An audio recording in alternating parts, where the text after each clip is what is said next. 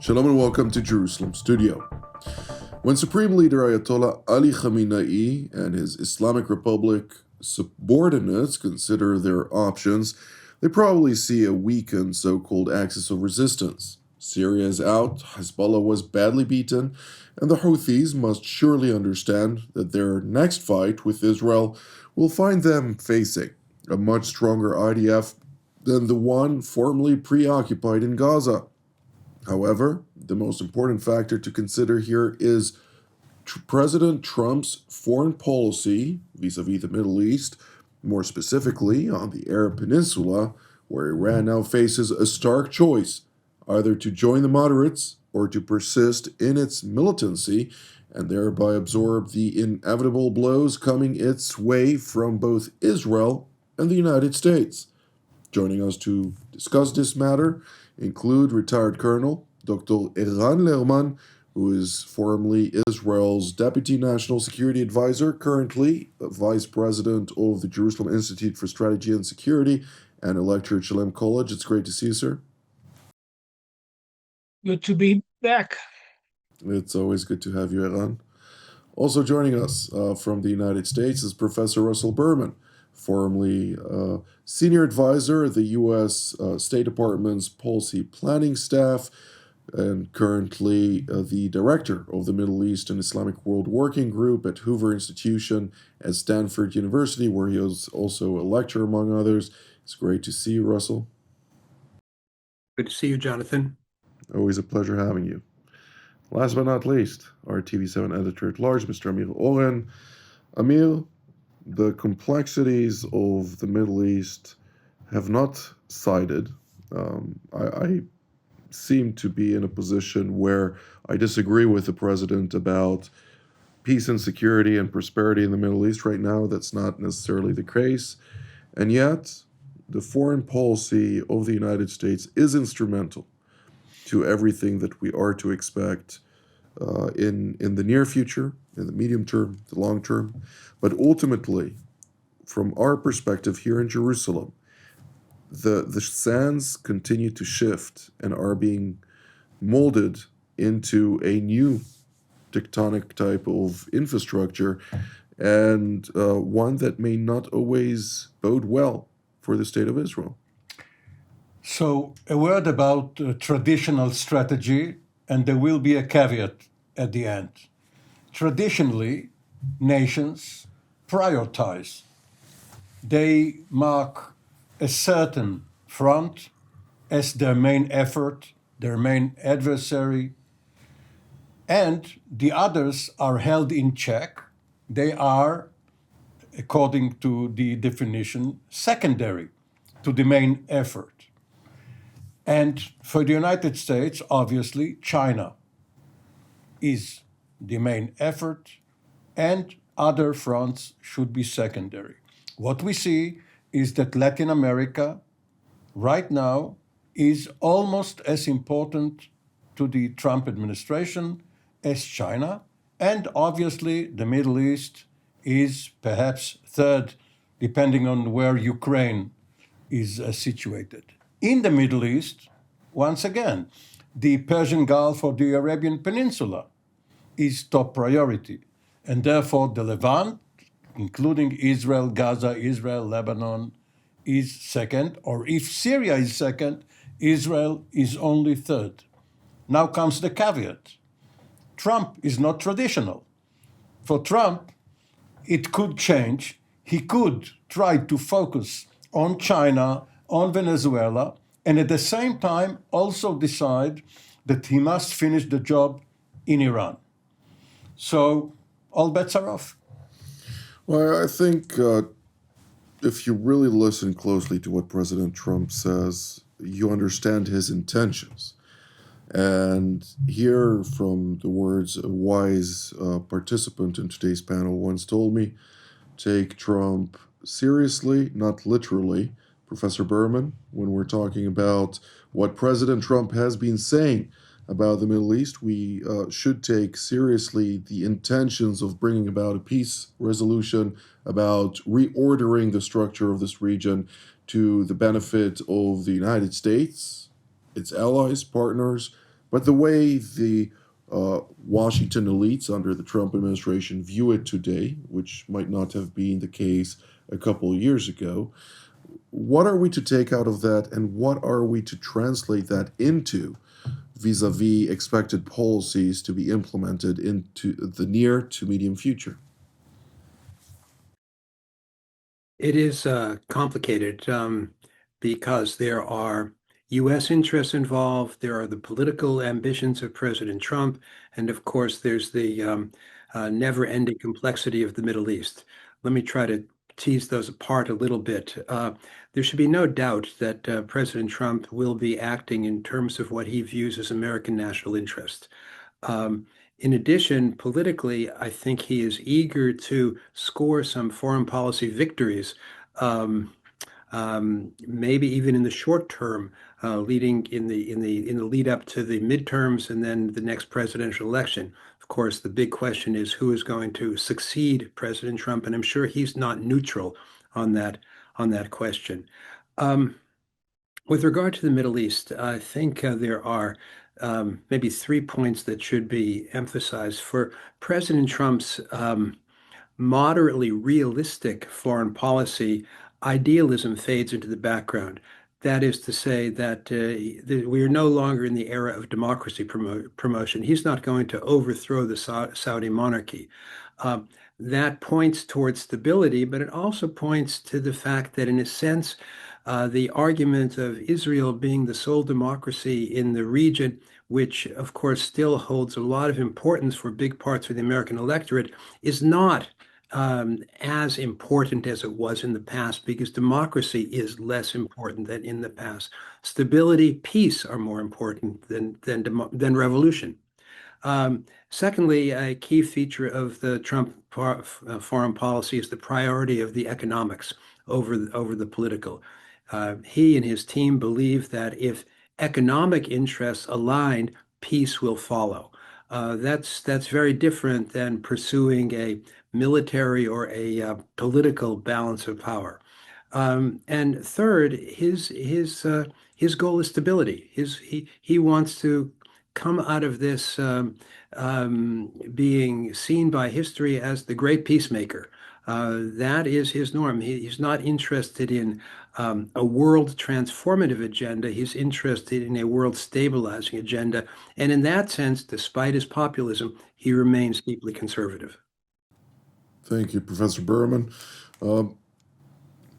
Lehrman, when we are talking on Israel's perspective in this context, naturally hearing, and it's not the first time that I hear this, that the U.S. or the U.S.-Israel alliance is no longer a values-based alliance, but rather a beneficial type of transaction alliance. It does raise a little bit of a bad taste to it, since the values were always the bedrock. One of the three bedrocks. One of the three bedrocks. I always absolutely. use the acronym VIP: values, interests, and politics. And what made the relationship special is that it rested on all three simultaneously in a manner that complemented, each one complemented the two other. It remains true in a deep sense, not everything that happened recently falls into the category of transactional politics.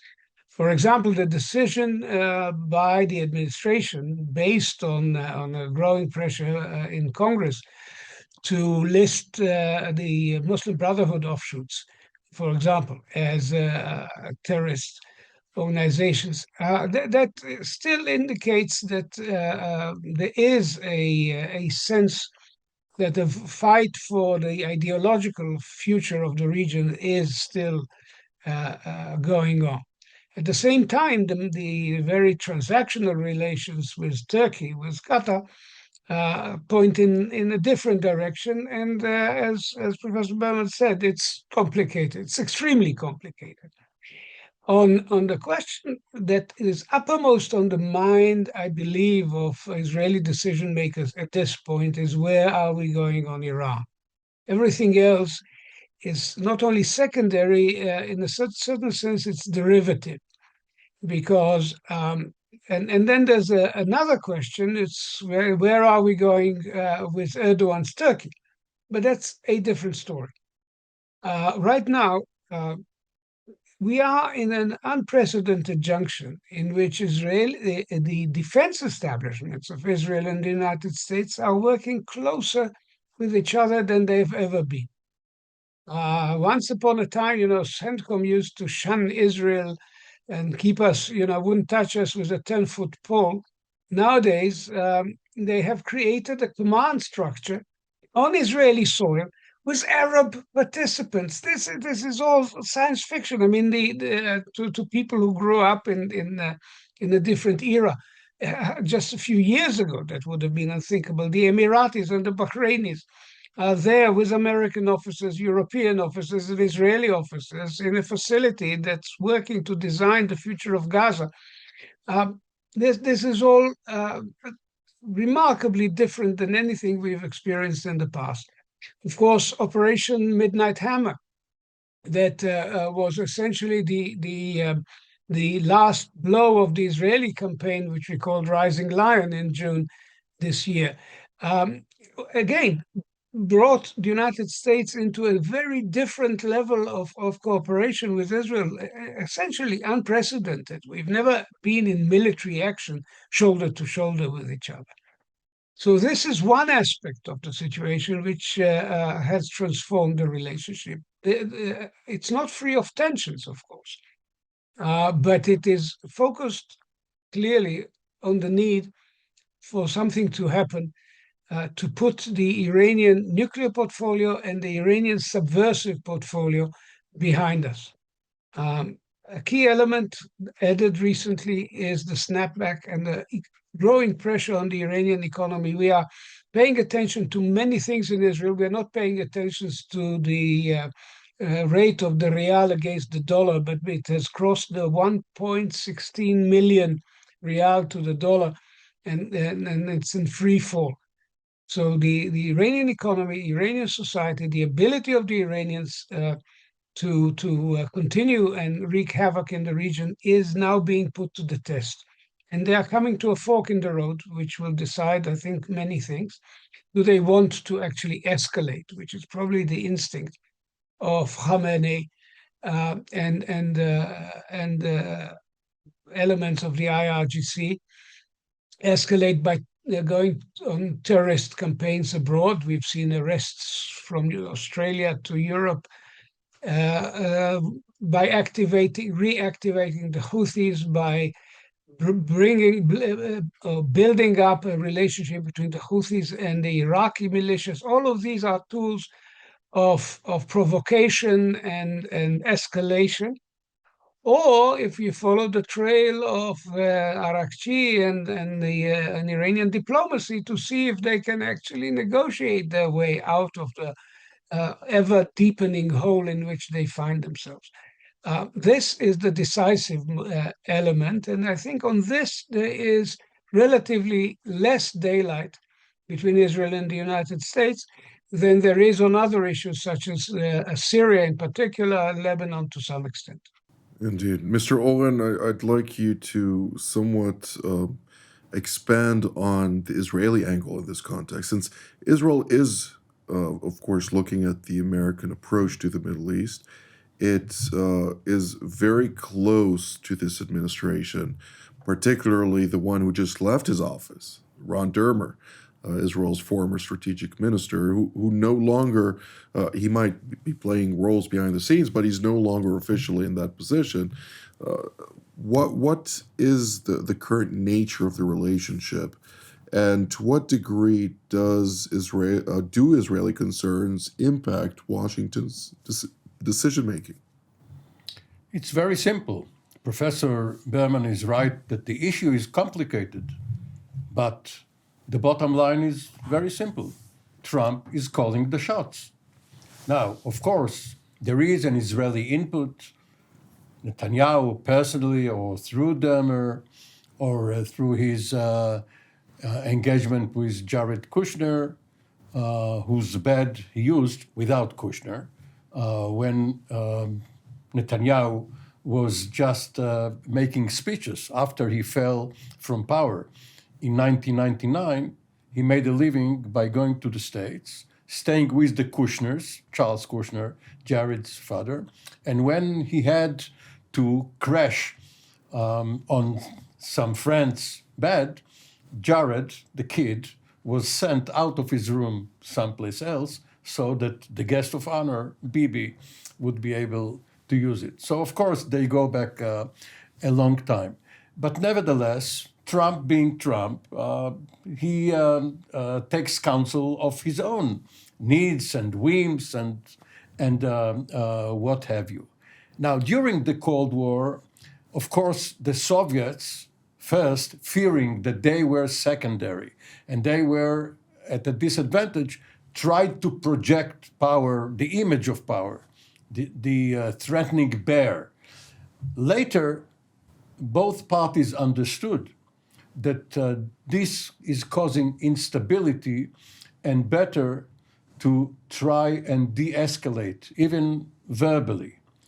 The Iranians are not careful enough because their militancy may cause Israel to believe that they are much further advanced in their nuclear and ballistic programs. You know that only during the June war did Israel first raise the issue of Iranian ballistic missiles, the arsenal, not in principle. This was already 10 years ago mentioned in UN resolutions. But all of a sudden saying the 2,000 missiles, soon to be 20,000, this is equivalent to the nuclear danger, this was a novelty. Now, hearing that the Iranians have already rebuilt their ballistic arsenal may cause Israel to strike. So if the Iranians are not careful enough, they may draw Israel into a new round. And Ayatollah Ali Khamenei should take care of that. The last time you warned Hassan Nasrallah that it might cost him his own life, Nasrallah didn't listen to you. He should have.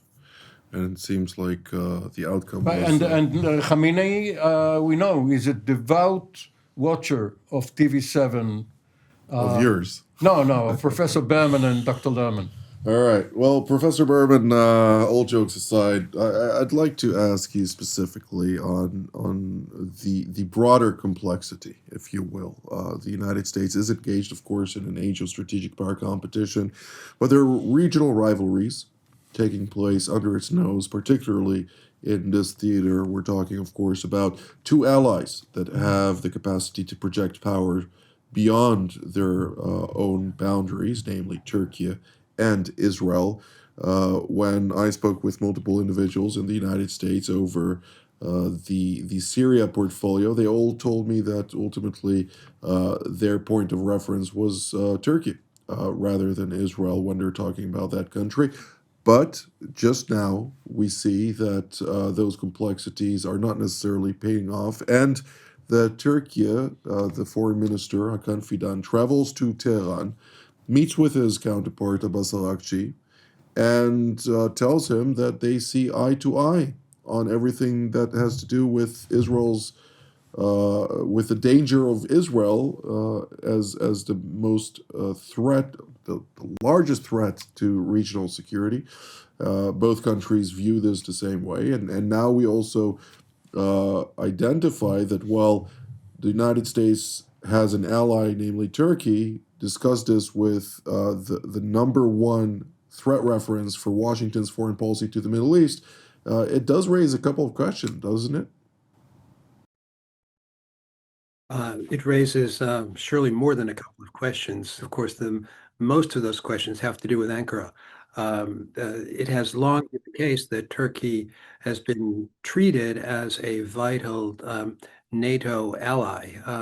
until recently, I guess the second largest military in NATO, with the growth of the Polish military and the Scandinavians. That's shifting a bit, but nonetheless, Turkey is a non-negligible partner in NATO, and vital with regard to Black Sea diplomacy, vital with regard to the support it's provided to Ukraine along the way.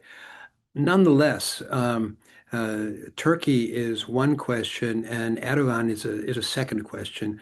I believe he's being regarded as increasingly questionable as a leader of a major partner. I don't foresee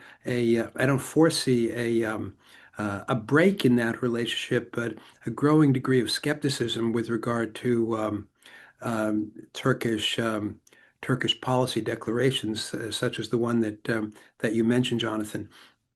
This may play out in the economic space as well. What kind of support Turkey receives to bolster its shaky economy. But there's this other set of questions from the problem that you posed to me, and this really has to do with what Iran is up to. All the negatives about Iran are clear. The threat of Iran, its ballistic missiles, its destabilization efforts, etc. But at some point, one has to wonder, are there not intelligent, analytic minds somehow close to the top in Iran that would realize that a different path is possible? They could maintain their dictatorship and not be in an adversarial relationship with the United States and the West. Yeah, you could imagine an MBS figure, for example, taking the reins in Iran, solving the economic problem by giving up on its adversariality toward the United States. This would require, of course, a very big ideological swallow on their part. They'd have to back off from much that they've been standing for, and a question would be whether the regime could survive that loss of ideological legitimacy domestically. Nonetheless, there would be more rational policies for Iran to follow than what it is doing right now. Thank you, Professor Berman. We're drawing near to the end of the program, and I still want to hear you, Dr. Lerman, but please keep it short.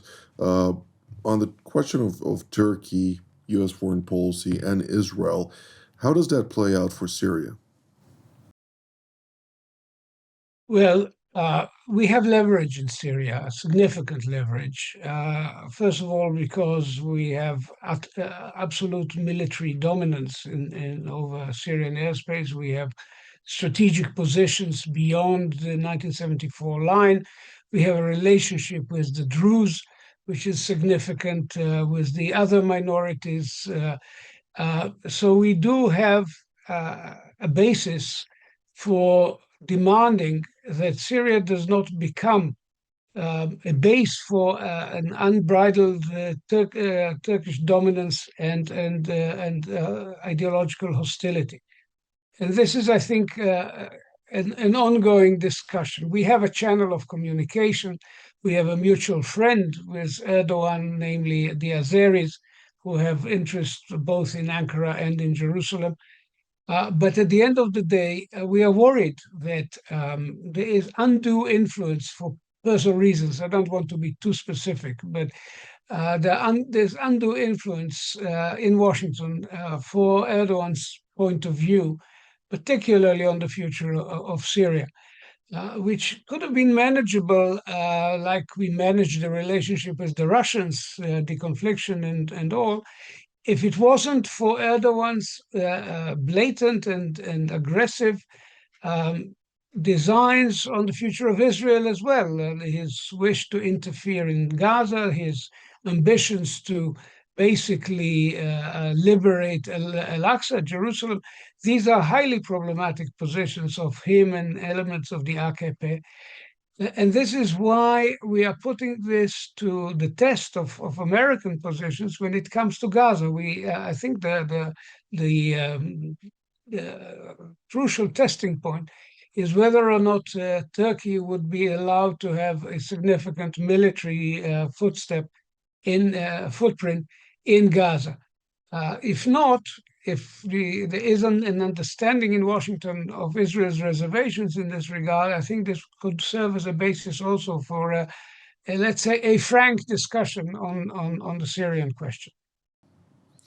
Well, as I noted, we are coming to the end of the program. Each of you gets 2 sentences at best.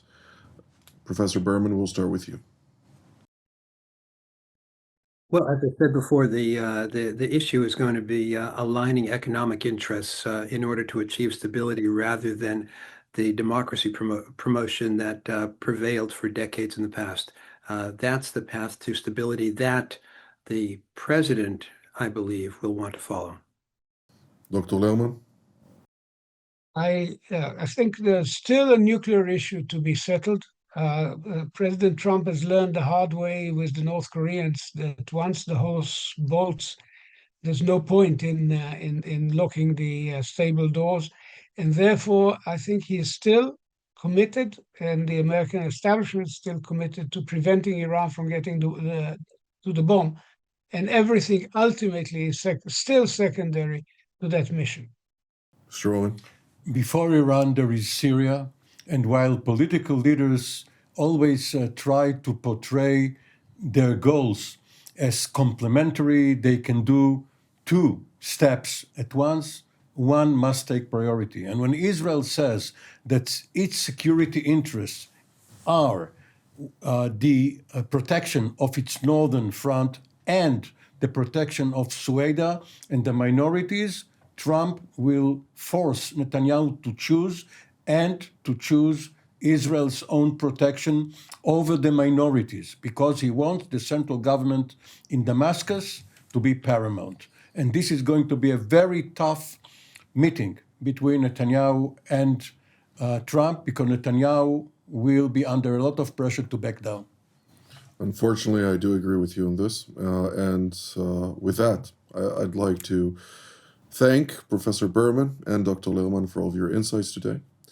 I'd like also to thank Mr. Amir Oren and to thank all of you at home as well. Until our next edition, from here in Jerusalem, Shalom.